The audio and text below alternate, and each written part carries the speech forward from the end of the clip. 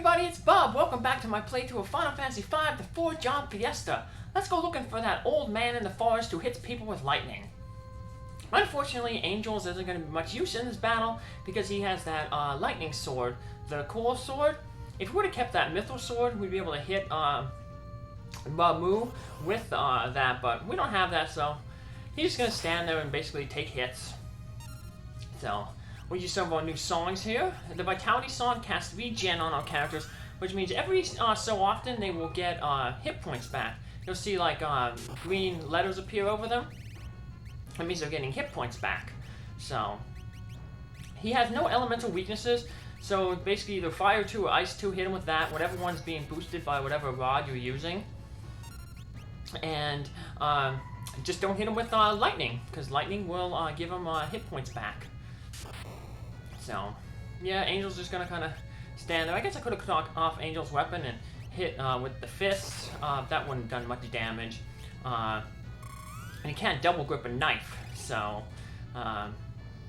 no use giving him taking the knife off of Faris and giving it to him to use. So we'll just rely on mainly two red mages, I mean, using black magic to take him out. So Mute's not working, so that would have made this battle really easy, but nope, didn't do anything. So, well, he flashed us, and now we're all blind, but that's okay, because we're not really using physical attacks on this guy anyway, so. Flash is that blue magic spell. We could have learned it from the crew dust in the steamship, and we can also have learned it back from those block enemies in the northern mountain. But we didn't use it, so we didn't need it, because, you know, we don't have any blue mages in this playthrough, so. I'm not worried about status effects, because as soon as I'm done here, I'm going to fly back down to the ancient library, and they have that that pot there that will that'll just restore all the statuses that we have. So yeah, no use using items to cure that blindness. No use spend any time in it. There's some more enemies around here that we could fight, but they're pretty tough. So I'll just come back here later on. I have them marked off. Remind myself to come back here, and the big ones are there's these dragons. They come in groups of 5, and they're really tough because they have a multi-hit blaze spell, and we don't have any fire rings to absorb that. So yeah, we just take a lot of damage to them. There are some stone enemies, like golem enemies. They're the ones that if you do run into them, you could use the soft potions on them, and that'll instantly defeat them. So, but we didn't get lucky. I didn't find any of them, so I actually didn't run into any damage. I got lucky and got Mamu here on the first battle. So, yep. And any of the forests, he'll be available. If you don't get Ramu here, you can get him in the last dungeon in the game. He appears on one of the floors in the last dungeon in the game, so he's not missable. But by that point in time, you'll have so many better spells than him. He's a level 2 summon. He'll share the slot with Shiva and Afrit. Those are the other level 2 summons. The level 1 summons you can all buy back in Warris. But we don't have a summoner, so. Although we will be able to use summon magic. Later on there's an item that that actually you find in Istri Falls that casts all the summons in the game. And summons can be pretty useful. You know, basically, for the most part, like multi-targeting black magic spells. But where black magic can be reflected by the enemy if they have a wall spell on them, summon magic can't. So yeah, so like a Ramu would do like a Bolt 2 type spell. Shiva would do like an Ice 2. Afrit would do a Fire 2.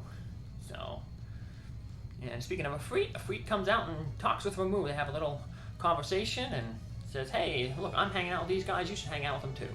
So we get him, and he comes as an item. So if you want to use him as magic, you have to go into your inventory and select the item. and then that puts it into your menu, into your magic inventory, so, or your magic list. So let's hop on our black chocobo and we'll fly to the south. I'm going to show off where we want to go, but why we can't go there in the black chocobo, because you think, oh wow, we can fly everywhere with the black chocobo. I'm going to fly over this desert. That's our next kind of dungeon we got to go through, because we got to get to this town down here. But as you can see, there's no forests around, and the black chocobo can only land in forests. So, unfortunately, we're going to have to hoof it down there on foot, which means you're going to have to cross that desert. And that's going to be its own little challenge. But, we're going to talk with Cid and Mid. Maybe they can help us cross that desert. So you just come back here, and hey, there they are, Cid and Mid. Hey, you're back. Cid, the steamship.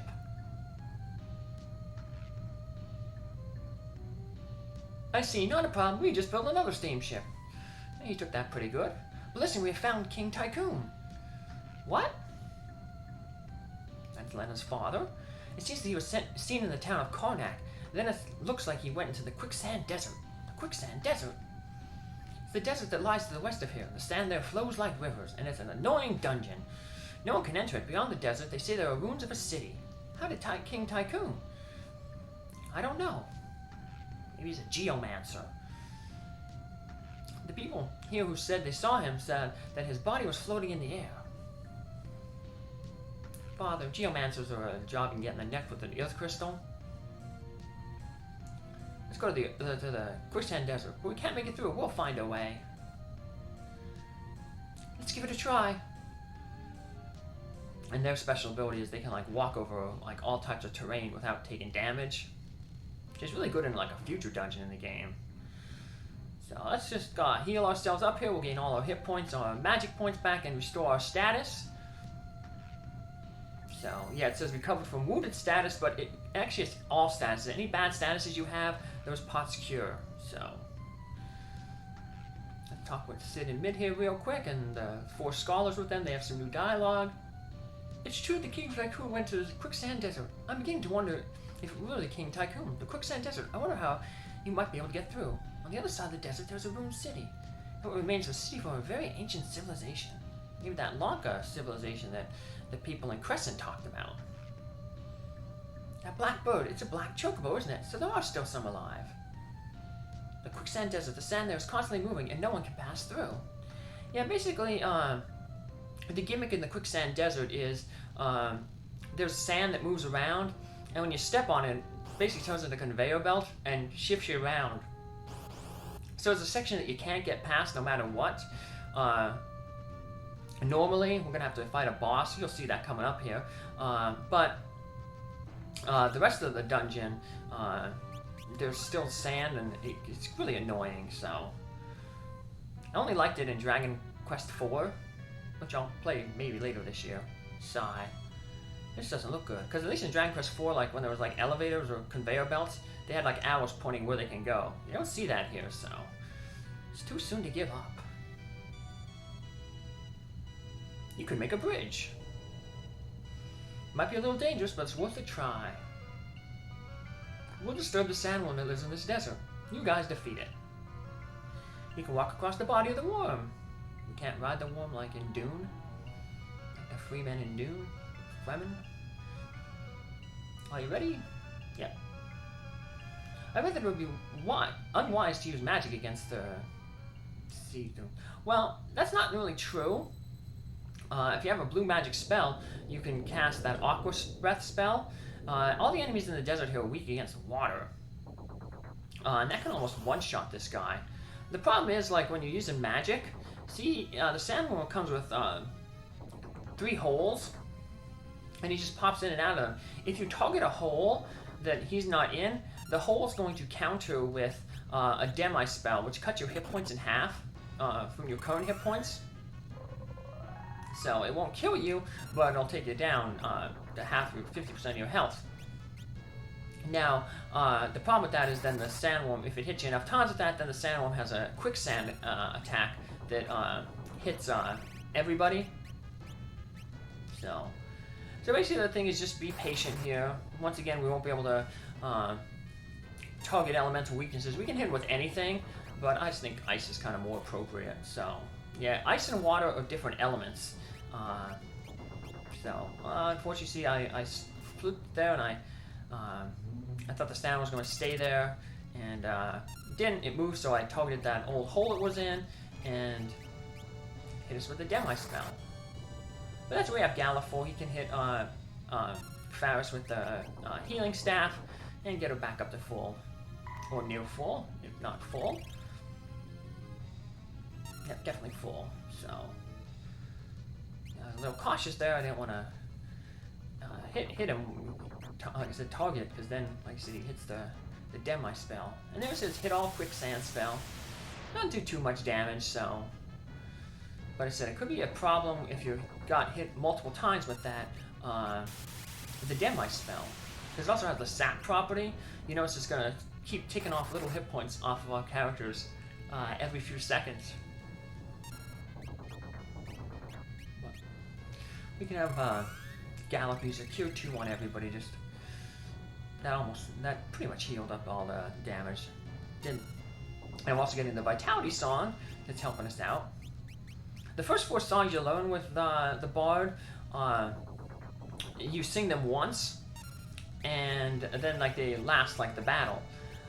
The next 4 songs, the final 4 songs, are different in the sense that the Bard, when you start singing them, the Bard will continue to sing them. You can't control the Bard anymore. They'll just sing those songs until the battle ends, or they get knocked out.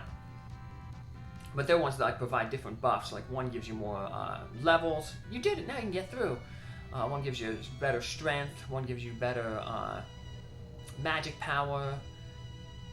Cid and Mid, while we're gone, could you look after the black chocobo? Be careful. So yeah, that little 2 square block there we couldn't get past, but now we can walk across with the sandworm, its body, and we can get down here, but we get into a whole bunch of these places that pull us around, and it can be really annoying. 3 new enemies in here, like I said, all weak against water, Sand Bear, Sand Killer, and the Sand Polly. Love song there.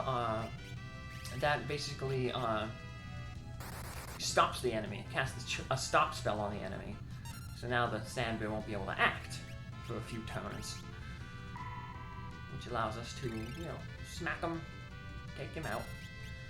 He's a good monster to capture if you have a Meditator Beastmaster. They capture monsters, and then you can release them in battle, and they use a special attack. And Sand Bears hit really, really hard. So yeah, you just can't see where these things. This is an annoying part because you're trying to get around, and things just keep pushing us around. So you have to go over to the side there. It took me a little while to get to the right place, but it's okay. I ran into some new enemies. Got the sand porkies there. They're like the cactuses. The sand killer is the antlion there, the antlion looking thing. Those guys can run away, so what I probably should have did was take out the sand killer first. But he's in like the back row, so if I use the physical attack on him, he'd take less damage. Because just like how we have rows, the enemy also has rows. So that sand porky in the front there, the one in the back and the one in the sand killer in the back, they'll take less damage as long as that one's in the front, still alive. So now the sand killer is in the front row again because he's in the same row as the sand porky, so I can target him now with a physical and still deal equal damage, normal damage to him. But they sometimes run away, and this guy is going to run away, which is why I didn't put his stats up there, because he just ran away. But we'll fight him again and get his stats up there. So I just wanted to go down there. I accidentally bumped over to the right.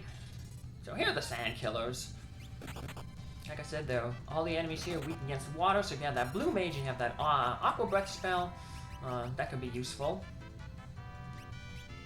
But now, I'm not too worried about all my characters having, low hit point or low magic points after this, because even though you think there might be a dungeon coming up when that ruined city that we're going to, it's kind of a dungeon, but there's no enemies in it.